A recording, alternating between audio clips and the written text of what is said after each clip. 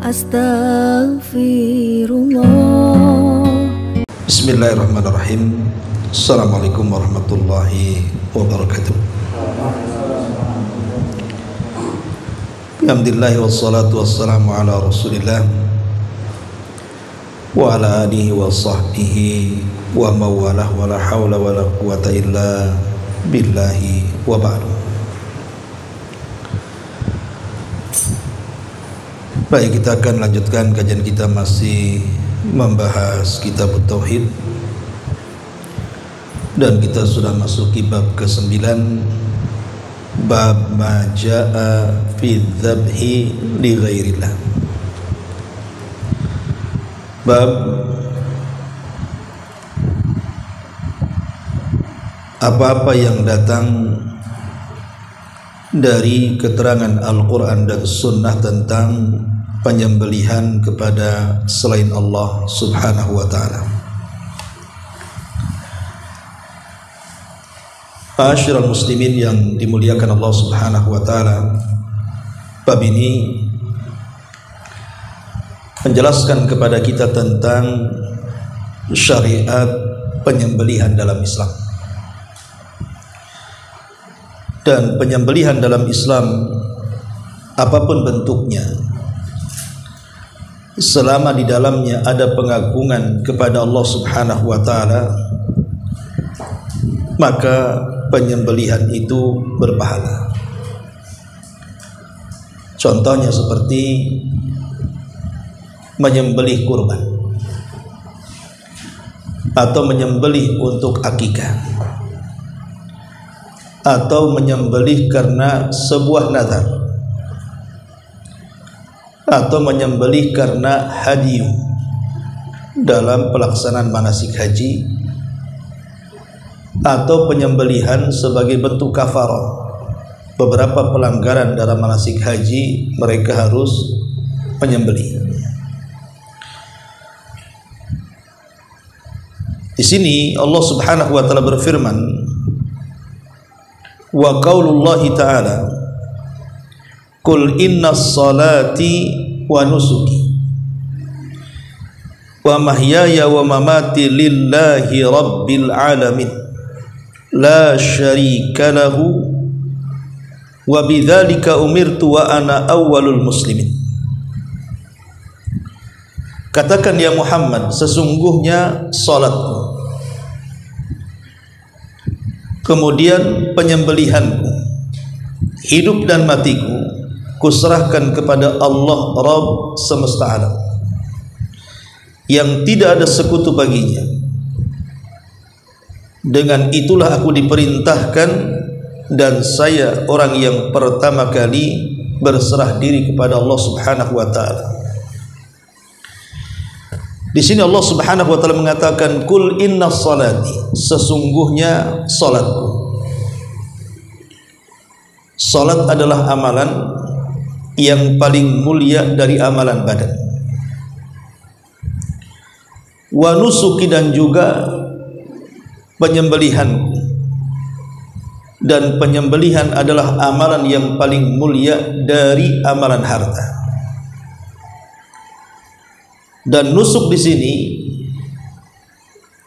artinya mencakup 5 sembelihan yang saya sebutkan tadi. Pertama, udhiyah, karena berkurban di hari Idul Adha. Kemudian yang kedua, karena kelahiran yang disebut dengan akikah, laki-laki 2 kambing dan perempuan 1 kambing. Kemudian penyembelihan karena nazar, seseorang bernazar ingin menyembelih. Seperti di zaman para sahabat, ada yang ingin menyembelih seekor unta di satu tempat namanya Buana karena sebuah nazar. Maka Rasul mengatakan, ufi binadri, laksanakan nazar. Kemudian penyembelihan karena manasik haji, bagian daripada manasik haji yang disebut dengan hadiyu namanya. Atau karena sebuah kafarah, seseorang meninggalkan kewajiban dalam haji, maka salah satunya kemudian harus penyembelih binatang. Itu disebut nusuk artinya. Kemudian wa mahyaya wa mamati, dan hidupku serta matiku. Artinya di sini Allah Subhanahu wa taala mengatakan kepada Rasul kita, kalau bisa 24 jam dalam kehidupan kita ini, dari mulai hidup sampai mati. Mati di sini artinya tidur. Karena Rasul mengatakan an-naumu ahuhul maut. Tidur itu saudaranya kematian. Jadi selama kita ini terbangun sampai tertidur kembali, kemudian terbangun kembali, maka kita disuruh untuk menjadikan keduanya, baik ketika saat terbangun atau tidur, berpahala. Makanya Mu'adz bin Jabal radhiyallahu anhu selalu berdoa saat tidur agar dalam tidurnya diberikan pahala oleh Allah Subhanahu wa taala. Maksudnya tidurnya digunakan atau berdoa untuk dapat pahala karena tidur itu membawa kesehatan. Orang kalau bangun dari tidur kan sehat, dia bisa beribadah kembali dan beraktivitas kembali. Karena Allah mengatakan lillahi rabbil alamin, semua ini ditujukan kepada Allah Subhanahu wa taala. La syarikalah, yang tidak ada sekutu baginya. Wa bidzalika umirtu, dengan perkara itulah aku diperintahkan. Artinya bahwa Allah memerintahkan Rasul dan juga kita semuanya agar dalam hidup ini hanya mentauhidkan Allah. Kemudian Allah mengatakan wa ana awwalul muslimin, dan saya orang yang pertama kali muslim atau berserah diri. Tentu maksudnya yang pertama kali muslim itu tidak secara mutlak, karena sebelumnya sudah ada yang muslim, seluruh para nabi muslim. Tapi maksudnya di sini adalah saya orang yang pertama muslim dari umat ini, dari umat Islam. Maka nabilah yang pertama kali menjadi seorang muslim. Kalau sebelumnya ya para nabi muslim. Ma'asyiral muslimin yang dimuliakan Allah Azza wa Jalla, inilah dalil pertama yang dijadikan hujah oleh pengarang dari bab ini, bahwa tidak boleh menyembelih itu kecuali karena Allah Subhanahu wa taala. Kemudian dalil yang kedua, wa qauluhu fasalli li rabbika wanhar, salatlah untuk Rabbmu dan menyembelihlah untuk Rabbmu.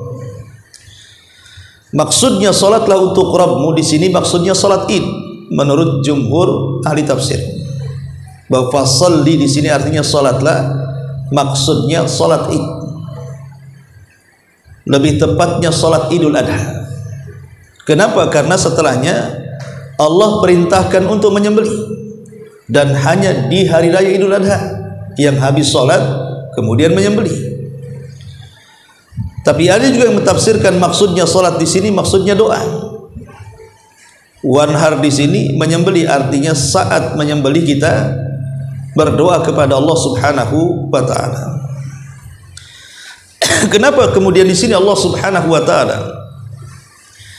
menyebut satu nafas antara perintah salat dengan perintah menyembelih?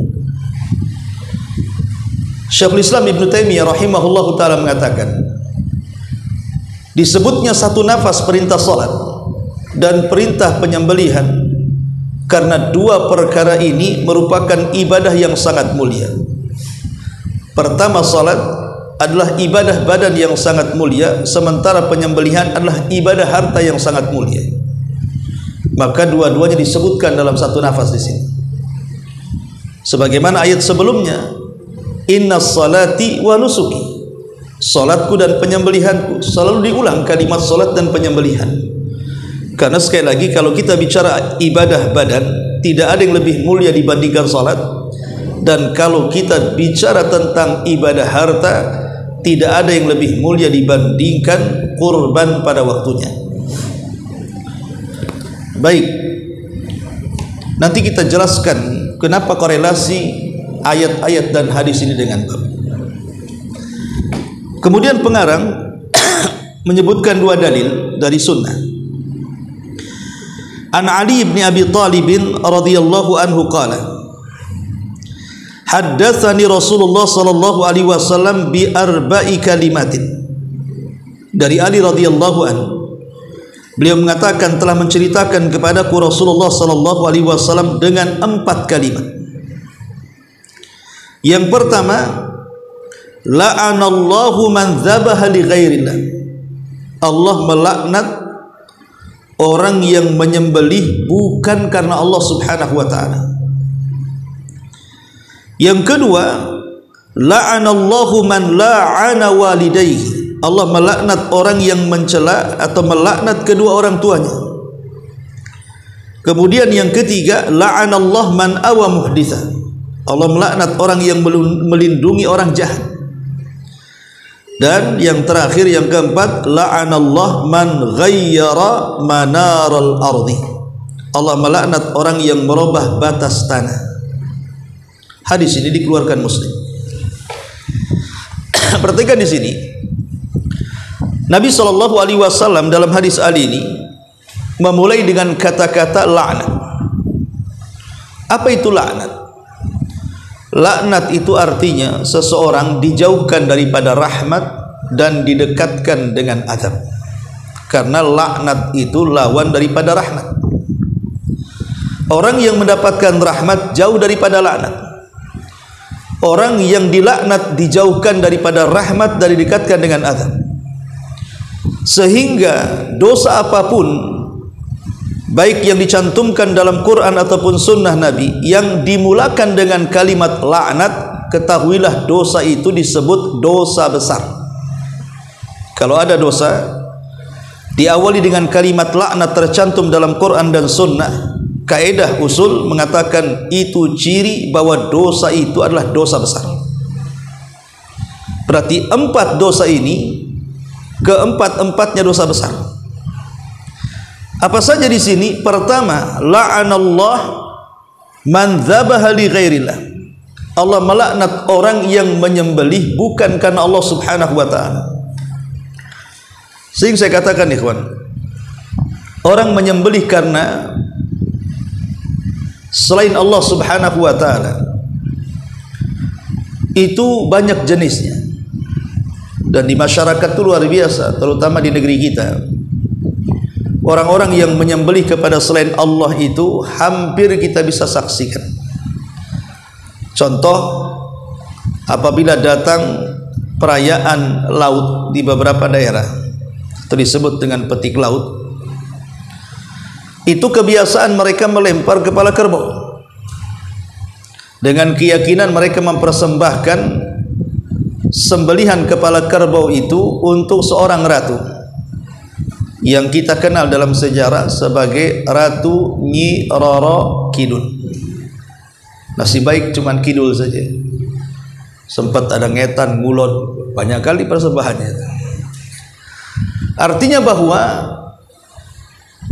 ini diadakan hampir tiap tahun kan, bahkan dijadikan festival itu, rame-rame disaksikan orang. Dulu saya masih ingat waktu di kampung itu, kalau masuk ke persawahan itu di ujung-ujung sawah kalau masih benih muncul, itu biasanya ada pincuk di situ dari daun pisang, isinya ada beras atau nasi, kemudian ada ikan terinya, ada telur belahnya gitu ya. Setelah kemudian saya tahu sekarang bahwa rupanya itu untuk persembahan untuk Dewi Sri katanya, supaya tanamannya itu subur, sesajen untuk mereka kan gitu ya. Kalau dulu teri, mungkin sekarang sudah ikan mas atau apa. Artinya kan sesembahan seperti ini sudah ma'ruf dari zaman ke zaman kan itu. Bahkan kalau di Jawa Barat itu, kalau di setiap tempat itu mesti ada pohon beringin itu. Dan kalau beringin itu posisinya ada di kebun-kebun, di tepi-tepi sungai, itu dianggap angker itu. Kemudian ditaruh sesajen di situ tuh. Lah ini semua adalah khurafat sebenarnya. Tapi masalahnya di sini sembelihan-sembelihan sini pernah terjadi, boleh jadi masih ada. Belum lagi orang yang datang ke dukun, kemudian dukun minta sembelihan, itu sudah ma'ruf dari kalangan dukun itu. Kadang-kadang minta binatang-binatang yang berwarna hitam, ayam hitam, semua hitam, dukunnya pula hitam. Ya. Jadi ini semua adalah masuk dalam kategori laknat Allah. Man dzabaha li ghairillah. Walaupun saat menyembelihnya membaca basmalah, tapi kalau ditujukan kepada selain Allah, tetap sembelihannya haram dimakan. Karena sembelihan itu ada 4 macam, disebutkan para ulama. Pertama, ya, saat dia menyembelih, dia mengucapkan nama Allah Subhanahu wa taala, bismillah, tapi ditujukan kepada selain Allah, maka sembelihannya haram dimakan. Seperti contohnya tadi, walaupun menyembelih baca basmalah, kalau kepala kerbaunya diberikan Nyi Roro Kidul, Dewi Sri atau apa namanya, atau untuk sesajen atau kedukun dan begitu seterusnya, walaupun saat motong baca basmalah tapi niatnya kepada selain Allah, tetap haram dimakan. Haram, tidak boleh dimakan. Karena basmalah itu tidak menjadikan sesuatu yang haram menjadi halal. Semata-mata basmalah ya. Contoh pamannya antum nyuri ayam, supaya halal baca basmalah. Halal enggak lah, antum masih nyuri kok gitu. Kemudian yang kedua, ada orang yang ketika menyembelih binatang tidak baca basmalah, tetapi ditujukan karena Allah. Motongnya nggak baca basmalah, tapi niatnya bagus untuk akikah, walimah, hormati tamu dan macam-macam kan itu. Tapi saat menyembelih tak baca basmalah, maka tetap haram dimakan. Kalau tahu menyembelih tidak baca basmalah, maka haram dimakan. Lain kalau antum tak tahu, ya, kita hanya melihat dohirnya saja. Seperti antum beli ikan di pasar, kan lihat dohirnya saja, logo halalnya enggak, ya udah makan aja, ada halalnya. Kan saat menyembelih kan antum tidak tahu sudah di freezer, sudah di es kan itu ya, maka kita melihat dohirnya saja.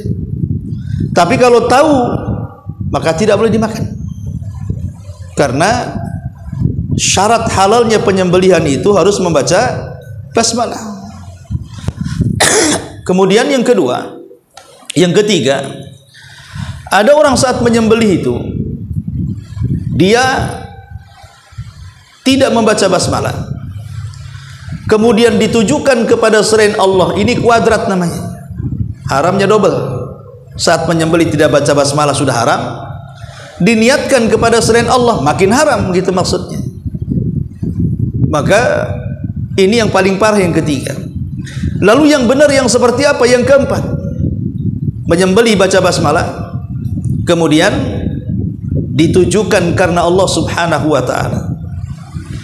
Ma'asyiral muslimin yang dimuliakan Allah Subhanahu wa taala, lah sesembelihan yang bersifat masyru', maksudnya yang halal dimakan dagingnya itu, disebutkan oleh para ulama ada 3 macam. 3 macam sembelihan yang dianggap masyru', ya, disyariatkan, artinya dagingnya kita bisa memakannya dan halal, ya. Pertama, di sini sebutkan para ulama, makana min qabili dzabhil ma'muri bihi syar'an ta'ziman lillahi wa taqarruban ilaihi. Selama maksud penyembelihannya dalam rangka mendekatkan diri, dalam rangka mengagungkan Allah dan mendekatkan diri kepada Allah Subhanahu wa taala, maka dipastikan kehalalannya. Seperti contohnya tadi, kurban, kemudian akikah, hadiyu dalam manasik, atau sembelihan nazar, atau sembelihan kafarah. Itu kan dalam rangka ta'zim, mengagungkan Allah Subhanahu wa taala. Kenapa antum menyembelih kurban di Idul Adha? Karena ingin dapat pahala, ingin mendekatkan diri kepada Allah kan? Bukan karena mendekatkan diri kepada selain Allah. Memang murni saya beli kambing, saya ingin kurban di Idul Adha, ingin supaya dekat dengan Allah, ingin mengagungkan Allah, maka tidak syak lagi ini sembelihan, tidak bukan lagi halal, makan saja. Yang kedua, makana li ikrami dhaifin aw walimatin, sembelihan dalam bentuk memuliakan tamu. Seperti Ibrahim alaihi salatu wassalam, kalau ada tamu minimalnya dia akan menyembelih anak lembu atau anak unta. setiap datang tamu maka dia akan menyembelih itu. Terkadang tidak habis makanannya, tetapi berlebihan dalam menjamu tamu tidak dilarang. Tapi kalau berlebihan untuk makan sendiri dilarang. Umpamanya hidup cuma 2 orang baru kawin, sekali beli daging langsung 5 kilo dimasak sendiri, akhirnya dah habis. Itu tidak boleh, karena berlebihan dalam makanan. Allah melarang, wala tusrifu, jangan berlebihan. Tapi kalau memuliakan tamu boleh kita berlebihan, walaupun setelah kita hidangkan tamu akhirnya dah habis dimakan, tidak apa-apa, karena itu bagian daripada ikram, memuliakan tamu. Atau contohnya di sini awalima ataupun walimah, maka daging yang disiapkan untuk memuliakan tamu ataupun walimah atau yang semacamnya, baik yang bersifat wajib ataupun sunnah, maka tidak diragukan lagi halal makan, ya. Kemudian yang ketiga, makan al-qasdu minhu at-tamattu bil aqli wal bai', atau maksudnya tidak untuk itu, tidak untuk beribadah, maksudnya bukan untuk udhiyah, kurban, atau bukan karena memuliakan tamu, walimah atau akikah, enggak. Murni hanya untuk makan saja, bersenang-senang dengan daging itu karena pengen makan daging, atau karena dia seorang penjual, dia ingin menjual supaya dapat keuntungan, maka tidak ada masalah. Walaupun tidak ada nilai ibadahnya di situ, makan saja, ya, selama penyembelihannya sesuai dengan syar'i. Inilah 3 jenis sembelihan yang boleh dimakan. Apa ini ganggu ini si Oyen ini, ya. Lapar deh si Oren. Baik, di sini ini yang pertama, ya, Allah Subhanahu wa taala melaknat man la'anallah man dzabaha li ghairi, la'anallah man dzabaha li ghairillah. Ini yang pertama. Kemudian yang kedua, la'anallah man la'ana walidaini. Allah melaknat orang yang melaknat kedua orang tuanya. Apa maksudnya? Mana ada anak melaknat kedua orang tuanya? Ada anak melaknat kedua orang tuanya? Umumnya tidak ada. Sejahat-jahat apapun orang tua, terkadang anak berusaha untuk tidak mencela. Tapi apa maksudnya di sini? Allah melaknat anak yang melaknat kedua orang tua, maksudnya adalah kita melaknat orang tua orang lain, kemudian anaknya tak terima, akhirnya melaknat orang tua kita. Itu sama dengan kita melaknat orang tua lewat lisan orang. Kita katakan, oh orang tuamu bajingan, gak terima anaknya, orang tuamu lebih bajingan lagi. Nah, memang kita tidak mengatakan kepada orang tua, tapi menggunakan lisan orang. Itu maksudnya hadis di sini. Maka jangan mencela orang tua orang lain. Nanti anaknya nggak terima, mencela orang tua kita. Oh, anak sama bapak kurang lebih saja, tukang mabok. Akhirnya nggak terima. Bapakmu lebih parah lagi maboknya. Nah, jadi kalau kita mencela orang tua orang lain, akhirnya anaknya marah, akhirnya mencela orang tua kita, itulah maksudnya la'anallahu man la'ana walidaini. Maka jangan membawa-bawa orang tua orang untuk kita laknat. Nanti tak terima orang tua kita pula dilaknat. Itu sama dengan anak melaknat kedua orang tuanya. Kemudian yang ketiga, Nabi mengatakan la'anallah man awa muhditha. Allah melaknat orang yang melindungi muhditha. Muhditha ini banyak penafsiran para ulama. Ada yang mengatakan muhdits di sini artinya orang yang membuat-buat ibadah dalam agama, sesuatu yang tidak dicontohkan, alias bid'ah. Jadi orang yang melindungi ahli bid'ah maksudnya Allah melaknat. Maksudnya apa melindungi ahli bid'ah? Apakah disembunyikan di rumahnya? Enggak, maksudnya membiarkan kebid'ahannya, malah makin menyebar kebid'ahannya, kita biarkan. Itu sama dengan melindunginya. Atau muhditha di sini artinya orang yang merusak. Hati-hati kalau antum bekerja sebagai lawyer, sebagai pengacara, jangan melindungi orang jahat. Karena banyak pengacara yang tidak punya iman, tidak punya kejujuran dan amanah, yang penting dapat uang dari klien. Dia nggak peduli kliennya mau jahat, mau baik, mau salah, mau tidak, dia akan lindungi atas nama hukum. Sehingga berapa banyak kemudian lawyer ini bekerja sama dengan hakim-hakim yang tidak amanah, yang menerima sogokan dan selainnya, akhirnya membebaskan orang jahat dan memasukkan orang baik. Orang jahat dibebaskan, orang baik pula dimasukkan ke penjara. Itu masuk pada hadis ini. Allah melaknat orang-orang yang melindungi orang jahat. Maka hati-hati Anda para lawyer ini. Bukan remeh. Allah melaknat pekerjaan Anda kalau dikerjakan seperti ini. Ini juga makna man awa muhditsan. Dan yang terakhir di sini la'anallah man ghayyara manaral ardi. Allah melaknat orang yang merubah-rubah batas tanah. Punya sawah, kemudian mau ditandur, dicangkul sikit-sikit galengan, akhirnya masuk tanah orang. Sekali cangkul dapatlah setengah jengkal, besoknya 2 cangkul dapat 1 jengkal, lama-lama 1 meter diambil tanah orang tuh. Atau ribut gara-gara batas tanah, ngaku ini tanah saya, yang satu ngaku tanah saya. Atau yang sengaja meletakkan patok sembarangan, atau merebut kapling orang, merebut tanah orang. Ini semua masuk pada ghayyara manalur ard. Dahulu ada seorang sahabat namanya Sa'id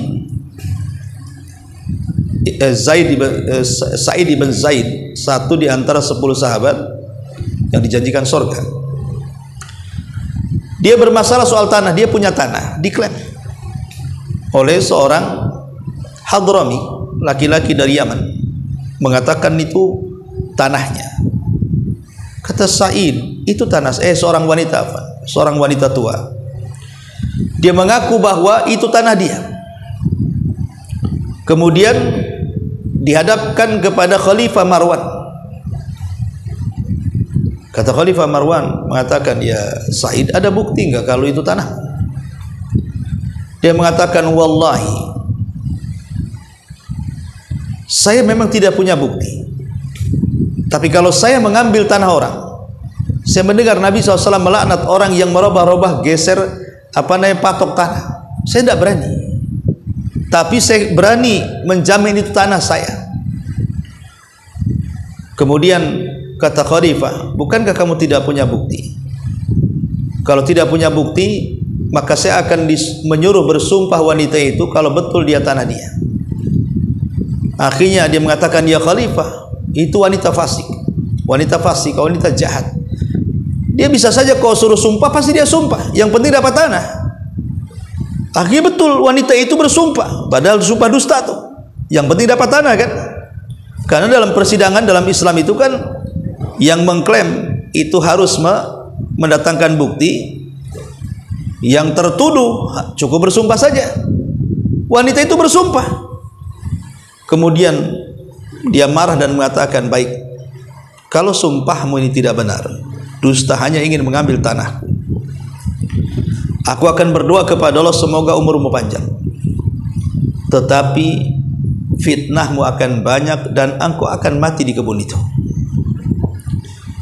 Setelah kemudian berjalannya waktu, betul Allah panjangkan nih usia nenek ini, tapi banyak penyakitnya, banyak fitnahnya, dicemooh, dilecehkan, sampai tersandung. Kebetulan di kebunnya itu ada sumur, jatuh ke dalam sumur, mati dari situ akibat mengambil tanah seorang sahabat yang mulia, Sa'id ibn Zaid. Dan kasus seperti ini banyak di zaman Nabi. Makanya di sini Nabi SAW dengan tegas dalam riwayat bahwa siapapun yang mengambil 1 jengkal tanah saja, maka dia akan dikalungkan di lehernya sebanyak 7 lapis tanah yang diambilnya. Bayangkan 1 jengkal tanah, umpamanya 1 jengkal kali 1 meter lah. Kalau digali 7 lapis bumi berapa truk? Coba walaupun hanya 1 meter persegi, galilah 7 lapis bumi itu, berapa truk kira-kira itu tanahnya? Dikalungkan di sini. Itu baru 1 meter persegi. Gimana kalau 1 kapling? Gimana kalau 1 hektar, 2 hektar, 3 hektar? Na'udzubillah. Nah, baik, ini diantara dalil yang kedua. Yang 3 dari bab ini. Kemudian dalil yang terakhir dari bab ini, hadis tentang masalah lalat. Hadis tentang masalah lalat. Jadi ada orang masuk surga karena lalat, dan ada orang masuk neraka karena seekor lalat. Ma'asyiral muslimat yang dimuliakan Allah Subhanahu wa taala.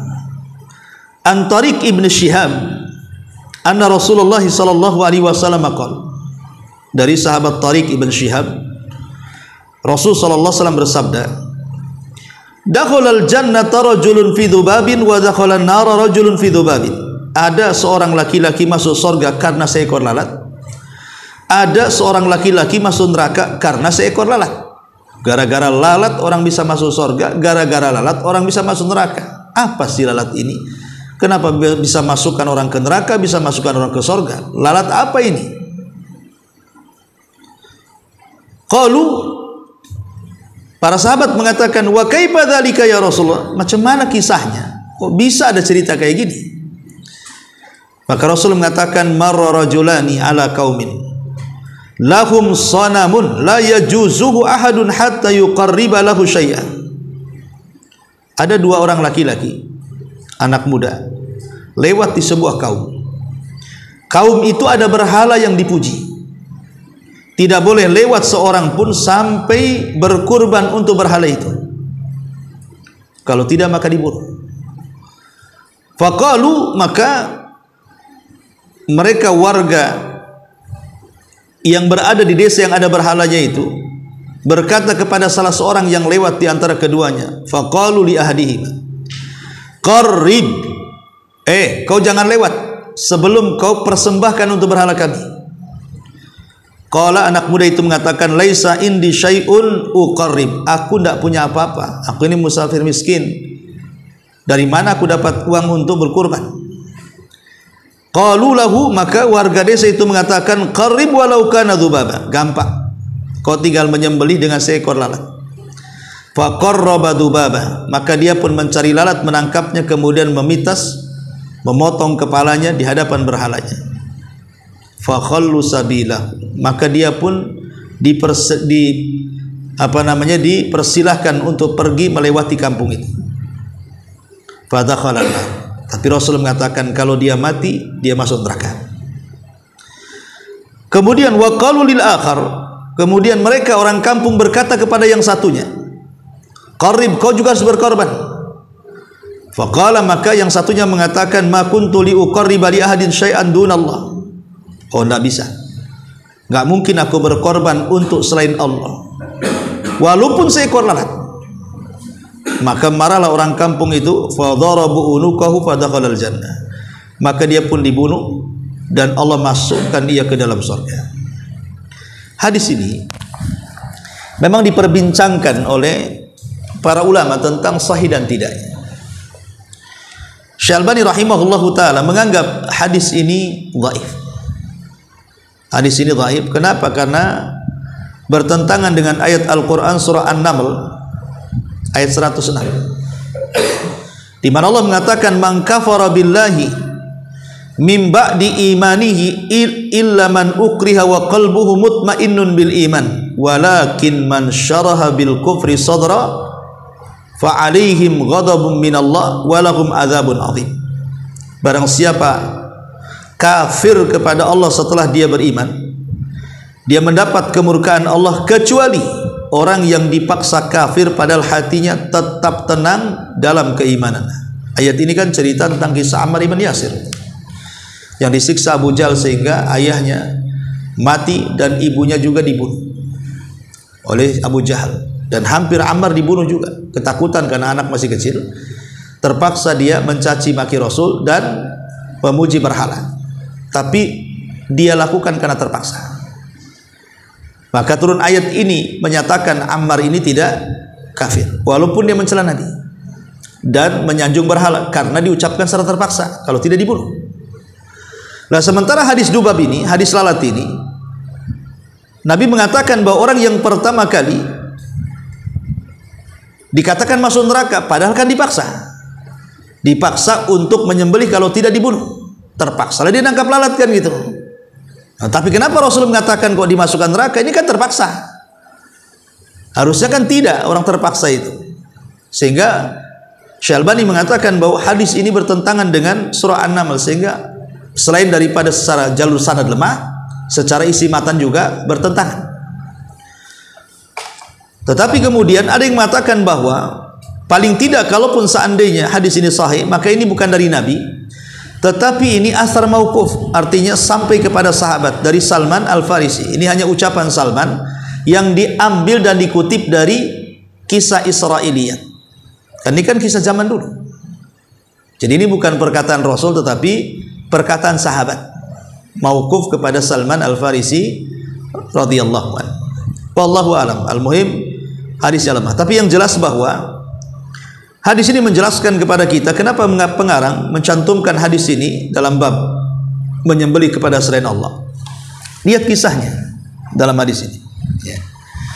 Ada beberapa faedah yang bisa kita ambil. Pertama, bagaimana besarnya sikap ahlul batil di antara pelaku kesyirikan yang berpegang teguh dengan kesyirikan mereka, bahkan mereka begitu semangat untuk menanamkan kesyirikan kepada siapapun agar bisa mereka ikut melakukan kesyirikan. Karena warga desa ini kan memaksa orang untuk berbuat syirik kan. Begitulah para pelaku syirik. Mereka akan mengajak orang lain untuk sama-sama melakukan kesyirikan. Orang-orang yang datang ke kuburan meminta-minta di situ. Ya, dan bukan dalam rangka berziarah saja kan gitu ya. Kalau ziarah kubur kan masih disunahkan. Tapi kalau sudah diniatkan ziarah ke kuburan tertentu, itu ada udang di balik batu biasanya. Nggak mungkin semata-mata ziarah kan. Namanya tur ke kuburan wali ataupun ke kuburan orang-orang soleh tertentu. Kenapa kuburan di kampungnya tidak diziarahi? Kenapa mesti datang ke kuburan orang-orang soleh? Habis biaya mereka kan?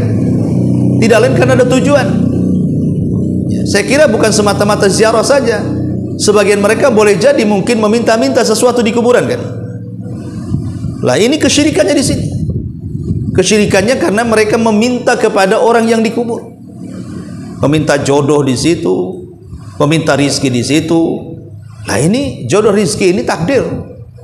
Semua yang menentukan Allah, bukan penghuni kubur walaupun dia orang saleh. Ya. Jadi pelaku syirik ini dia akan senantiasa apa? Mengajak orang untuk melakukan kesyirikan. Ini faedah yang pertama. Yang kedua, ya, bahwa sekecil apapun kurban, walaupun seekor lalat yang tidak berharga sekalipun. Apa lalat ada harganya? Tidak. Lalat itu di mana saja ada. Asal ada kotoran ada lalat di situ. Enggak ada harganya. Tapi kalau kemudian dipersembahkan kepada selain Allah Azza wa Jalla, maka perkara kecil menjadi besar. Makanya ada istilah para ulama, kata Hasan Al-Basri, rubba saghirin tukabbiruhu niyah wa rubba kabirin tusaghiruhu niyah. Terkadang perkara kecil menjadi besar karena niat, terkadang perkara besar menjadi kecil karena niat. Ada orang yang kemudian berkurban dengan unta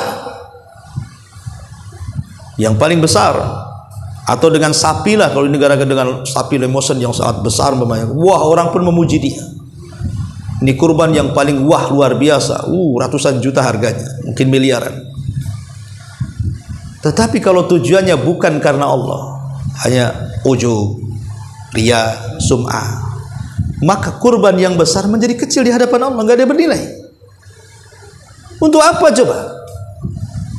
Kan tujuan kurban untuk Allah, kenapa disimpangkan kepada selain Allah dengan riya, ujub dan takaburnya? Itu naik perkara besar jadi kecil jadinya kan? Atau perkara kecil jadi besar? Sebaliknya perkara kecil jadi besar. Contohnya korbannya kecil, tapi karena niatnya kepada selain Allah jadi besar juga kan juga. Karena nilainya kesyirikan jadinya. Begitu juga amal soleh. Terkadang amal kecil kalau dilakukan dengan ikhlas itu menjadi besar, atau amal besar kalau dilakukan karena riya menjadi kecil. Begitulah kaidahnya. Ya. Intinya bahwa ada perkara-perkara kecil menjadi besar, ada perkara besar menjadi kecil, semua digantungkan dengan niat. Dan di sini juga faedahnya betapa agungnya tauhid di sisi Allah Subhanahu wa taala, karena orang yang kedua yang tidak mau berkurban kemudian dibunuh, langsung Allah masukkan ke dalam surga.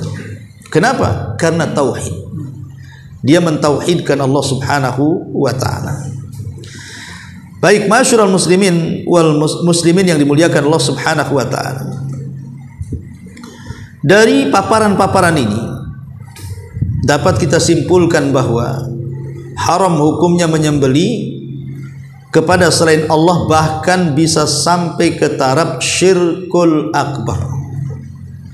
Karena menyembelih kepada selain Allah ini, ikhwan, biasanya digunakan oleh setan untuk menyimpangkan akidah orang. Dengan cara apa? Dengan cara mengerahkan anak buahnya jin-jin untuk menakut-nakuti hamba-hamba Allah, manusia ini, akhirnya takut kemudian menyembelih untuk mereka. Contoh, ada orang yang bangun rumah, kemudian akhirnya biar rumah ini tidak membawa kesialan, dibuatlah selamatan rumah, nyembelih ayam, nyembelih kambing, macam-macam. Kenapa? Karena takut sial. Padahal itu kan was-was yang diwaswasi oleh kalangan setan kan. Ataupun contohnya orang yang datang ke dukun. Rata-rata dukun itu kalau datang pasien, terkadang bukan menyembuhkan penyakit, menambah penyakit. Demam dibilang kena sihir, padahal minum bodrek selesai kan gitu ya. Tapi kalau datang ke dukun, enggak, kesambet katanya. Kalau datang ke apotek pasti sembuh. Datangnya salah ke dukun, ya dibilang kena jin, kena sihir, kena santet dan yang semacamnya. Akhirnya ujung-ujungnya aja ditipu, disuruh menyembelih untuk setannya, untuk jinnya. Jadi penyembelihan itu digunakan oleh setan sarana kesyirikan. Jadi sarana kesyirikan itu yang paling efektif oleh setan itu adalah lewat jalur penyembelihan. Makanya ketika seseorang menyembelih karena Allah Subhanahu wa taala, ini sebuah pengagungan. Kenapa? Untuk menyelisihi orang-orang musyrik yang menyembelih bukan karena Allah. Sehingga kalau kita menumpahkan darah hewan ditujukan dalam rangka ta'zim, mengagungkan Allah, mendekatkan diri kepada Allah, maka ini amalan yang paling tinggi. Kenapa? Karena amalan ini disimpangkan oleh orang-orang jahat untuk ajang kesyirikan masalahnya. Seperti tadi contohnya orang yang berkurban untuk lautan, kan ada keyakinan, sebab kalau tidak ada kurban setiap tahunnya nanti kurang hasil tangkapan ikannya, ya, atau nanti lautnya ngamuk, ya kan? Itu kan namanya syirik dalam rububiyah, ikhwan. Seolah-olah ada sebagian lautan itu Allah tidak boleh ikut campur di situ. Itu urusan Nyi Roro Kidul. Ini kan rububiyah. Seolah-olah kekuasaan Allah terbatas. Ada laut-laut tertentu yang dikuasai oleh ratu-ratu tertentu sehingga kita harus menyembah ratu itu. Pada kekuasaan Allah itu mutlak, tidak ada satupun lautan kecuali milik Allah. Dia yang menciptakannya, dia yang memilikinya, dia yang mengaturnya. Kenapa kemudian diyakini ada yang mengatur kepada selain Allah? Nah ini muskilah, ikhwan, ya. Makanya ikhwatul fillah muliakan Allah azza wajal, dalam hal penyembelihan ini saya sarankan dan nasihatkan kepada antum, kalau ke pasar, nasihat untuk istri-istri antum di rumah, ya, kasih nasihat mereka, kalau ke pasar jangan melihat karena murahnya, tapi lihatlah karena halalnya. Jadi bukan karena murahnya, tapi lihat karena halalnya. Maksudnya gimana? Jadi kalau kita contoh nih, saya dulu sering ke pasar Batam Center itu yang jual ikan, jual ayam potong itu macam-macam di situ. Ya, ada orang Cina, ada orang kita, ada orang Melayu, ada orang Padang, macam-macam lah, ya kan. Lah terkadang ada orang yang selain daripada Islam, kita tahu tokonya, kenapa ini bukan Islam? Karena biasanya ada simbol-simbol tertentu yang kita tahu, ini bukan orang Islam ini. Kenapa? Ada berhalanya di situ. Ya. Sementara yang lain nampak juga ini Muslim nih, nampak. Kenapa? Nampak ini orang Padang nih. Orang Padang kan Islamnya agak kental kan itu, ya, identitas lah bahasanya kan. nggak mau pakai peci, pakai sarung, nampak nih muslim. Masalahnya yang muslim pula mahal. Nih, kemudian yang di luar muslim pula dia murah kan gitu ya. Kadang-kadang ibu-ibu ini beda 1.000 saja pindah langganan. Dia tidak mempedulikan halal haram tuh. Maka nasihat tidak apa-apa mahal sikit tapi pulang bawa daging, jangan murah sikit pulang bawa bangkai. Itu maksudnya. Jadi karena kita kan tidak mungkin bertanya kepada orang yang di pasar, kau nyembeli baca basmalah enggak? Bisa dibacok sama pisaunya. Singgung kan? Gak mungkin kita ditanya sedetail itu ya. Sehingga kita ini hanya bisa melihat zahir, karena hukum itu juga ditentukan oleh zahirnya. Jadi kalau beli daging, lihat penampilannya dulu. Penampilannya nampaknya orangnya multazim, oh pakai peci ya, bajunya juga sopan gitu kan, beli ya. Ini sebelah telanjang tato di mana-mana ya, namanya kan. Jangan-jangan pas motor tak baca basmalah, karena saya pernah melihat waktu saya ngantar keluarga beli ayam di pasar mana itu di depannya Habibie ya. Kebetulan parkir mobil di belakang, ada orang bawa keranjang ayam, mungkin ada sekitar 20 ekor lah. Jadi kebetulan penyembelihannya itu persis di depan mobil saya saksikan sendiri. Awalnya diambil rokok, kemudian dihisap. Itu rokok itu tidak pernah dipegang. Jadi rokok itu diam aja di mulut, tangannya sambil menyembelih. Kapan baca basmalahnya coba? Rokoknya di sini sampai selesai. Satu batang dupa sampai selesai semua ayamnya tuh. Nah ini kan masalah ya kawan. Betul disembelih, tapi rokoknya di sini sampai selesai, sampai habis rokoknya, ayamnya pun habis. Ini kan saya lihat gimana dia baca basmalah sementara rokoknya di sini. Begitu ya. Ya ilaha illallah, ini masalah ya kan. Jadi itu kan kebetulan yang melihat dari situ.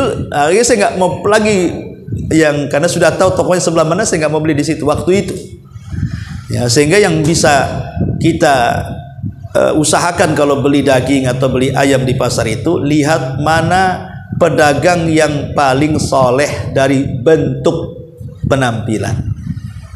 Itu saja yang bisa kita mungkin lebih tenang. Oh ini yang sana itu memang sih agak mahal, tapi lebih yakin saya pakai peci, pakai sarung, pakai jubah, pakai gamis, pokoknya penampilannya lebih ke syar'i lah. Beli ya, lebih ke syar'i beli. Sebelahnya tatoan, dari atas kepala tato ayam semua, oh ya kan. Ini orang fasik ini, nggak jelas ini kan. Walaupun kita tidak bisa memandang tato bahwa dia fasik, bisa saja mungkin sudah bertobat kan. Tapi kalau orang bertobat biasanya menyembunyikan dosa. Kalau orang bertobat pasti menyembunyikan dosa, pasti tatonya pun akan disembunyikan supaya tidak tampak, dikiranya orang baik-baik kan begitu. Jangan ditampakkan, karena menceritakan dosanya sendiri walaupun sudah bertobat itu kejahatan dalam Islam, bisa menggugurkan pahala yang lainnya. Kamu nggak tahu masa dulu saya, itu cerita dirinya kan ya. Saya 17 tahun di Nusa Kambangan, emang apa urusannya Nusa Kambangan dengan saya kan itu? Ngapain cerita Nusa Kambangan, cerita penjara? Nggak perlu, itu kan dosa dia. Kalau bisa ketemu orang itu, orang nyangka kita orang baik-baik gitu maksudnya. Nggak usah ceritakan dosa kita yang lalu. Kan itu disebut mujahir. Ya, Rasul mengatakan kullu ummati mu'afan illa mujahir. Setiap umatku dimaafkan kecuali mujahir. Kemudian Rasul ditanya, apa mujahirin itu? Kata Rasul, orang yang malam harinya dia bermaksiat, besok pagi diceritakan ke orang, menceritakan dosa aib sendiri, maka sulit untuk mendapatkan ampunan Allah. Wallahu alam, ini diantara bab tentang bahaya menyembelih kepada selain Allah. Baik, sebelum saya tutup, kalau ada yang bertanya silakan. Yeah.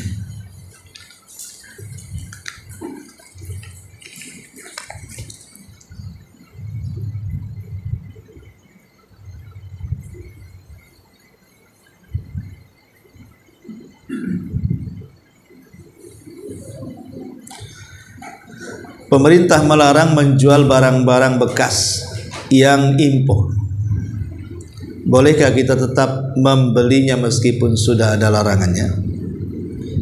Yang kedua, istri saya jualan sarapan, terkadang pembelinya ibu-ibu penjual barang-barang bekas yang impor itu. Bolehkah membeli pembeliannya atau sarapannya gitu ya? Ya wallahu a'lam. Tentu pemerintah melarang ini karena kan merugikan pemerintah, karena barang-barang impor ini yang barang-barang bekas terkadang tanpa ada pajak masuk ke negara ya, atau alasannya apalah, atau menghambat ekonomi dalam negeri, itu menjadikan produk luar negeri tidak laku, macam-macam kan alasan pemerintah. Pasti ada maslahatnya ya, pasti ada maslahatnya. Tidak mungkin tidak ada maslahatnya pemerintah melarang itu. Tapi seandainya lah, kita ini kan hanya pembeli saja, ada orang yang jual seperti itu, boleh kita membelinya? Wallahu alam ya, selama mungkin benda-benda itu bukan terlarang, tidak barang najis, tidak barang haram, dan syaratnya maksudnya ya, syaratnya ya,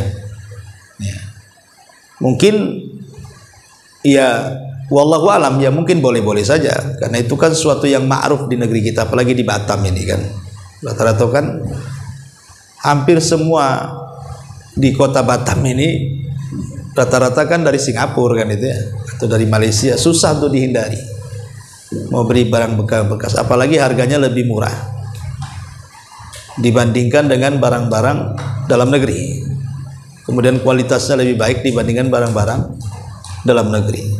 Tapi mungkin dalam aturan pemerintah salah, kita membeli otomatis kan tidak mengindahkan aturan pemerintah kan begitu ya. Wallahu alam ya, saya pikir ya asal tidak berlebihan saja, karena juga sebuah darurat, kadang-kadang orang tidak sanggup membeli produk yang resmi karena mahal, kualitasnya jelek, sehingga membeli barang-barang bekas. Lah kalau barang-barang bekas ini memang hasil selundupan dan kita tahu mungkin hasil curian atau apa, maka haram, tidak boleh ya. Tapi kan sebagiannya bukan hasil curian, memang ini barang-barang yang benar dikepul di Singapura atau di Malaysia, kemudian diberikan ke orang Batam, cuma dengan cara tidak resmi kan itu ya, kadang-kadang tidak resmi sehingga masuk. Jadi kesalahannya hanya tidak resmi saja secara pemerintah ya. Wallahu alam, saya kira ya, kalau saya pribadi, saya sendiri terkadang membeli juga barang-barang seperti itu, karena ma'ruf di Batam ini dari kasur, kulkas, baju, hampir semualah di Batam ini bukan sesuatu yang tidak bisa disembunyikan ya, hampir semuanya kan, sehingga susah untuk dihindari karena semua perabotan itu, rumah tangga, semua barang bekas di Batam ini. Sedikit sekali yang barang baru, kecuali orang kaya yang sanggup beli kan itu. Tapi kalau menengah ke bawah itu nggak ada ceritanya nggak beli barang bekas tuh. Saya kira semua hampir beli barang bekas semuanya. Wallahu alam ya, saya kira tidak ada masalah. Baik, sampai di sini. Iya.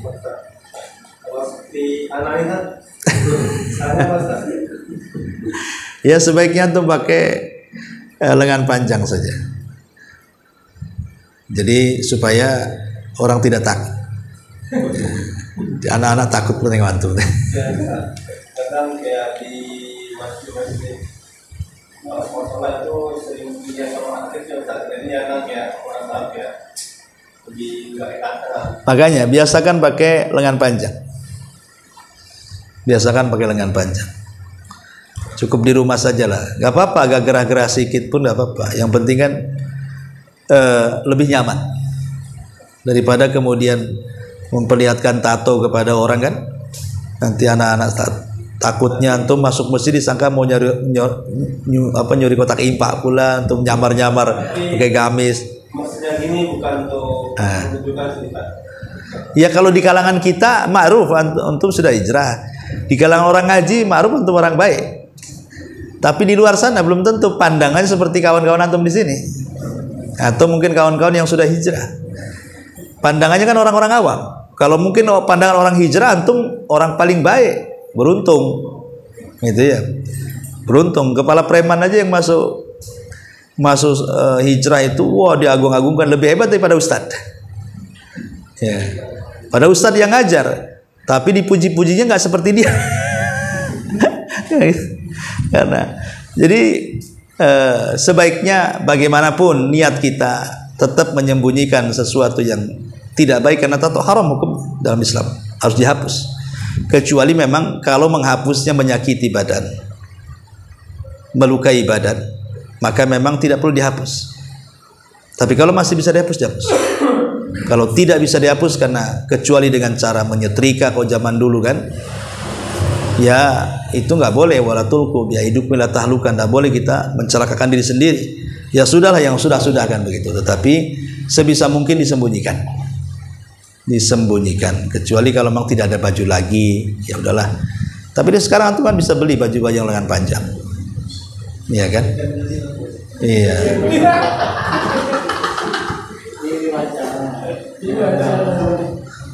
Iya, biar ini maksudnya orang kenal itu kita orang baik. Jangan sampai orang curiga kita orang jahat. Itu saja. Iya, wallahu a'lam. Sebab kalau di orde baru antum udah hilang. Udah dikarungi antum. Orang yang bertato preman-preman zaman dulu hilang kan gitu ya. Nah, sekarang sudah eranya beda. Pejabat yang bertato banyak sekarang. Lurah-lurah bertato pun banyak. Wallahu a'lam.